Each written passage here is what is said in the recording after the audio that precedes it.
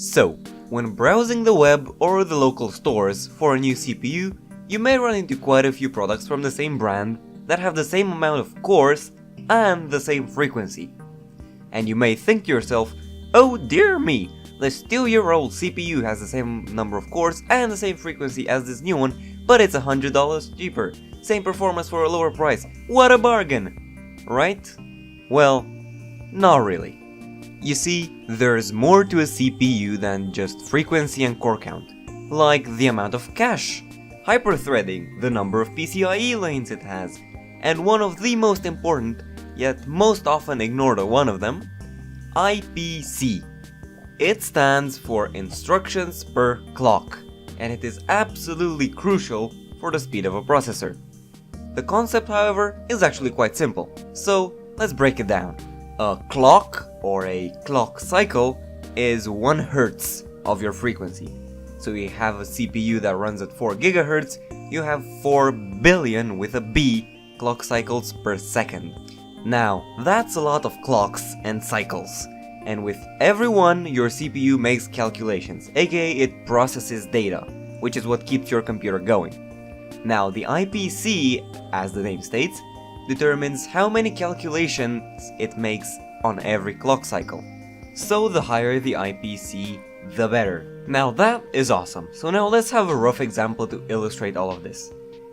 This is just representation, so you won't find this kind of numbering in the real world, but you know, it's a good way to comprehend what's going on. Let's say you have a new CPU and an older one. Now let's assume that the new one runs at 400 Hz and the old one runs at 500 Hz, but they both have the same amount of cache and the same amount of cores and the same amount of everything else except IPC.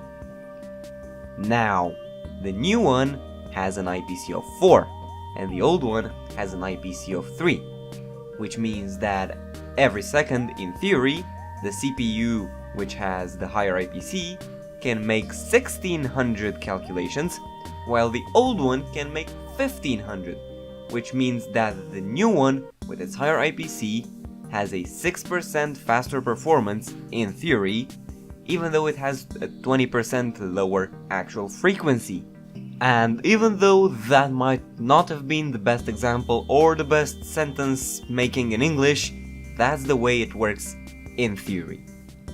And the cool thing is that even though it may seem like processor speeds have pretty much been the same for the last few years, IPC usually gets a 10% improvement with every new generation, and that is why the newest generation is almost always faster than the old generations when it comes to processors.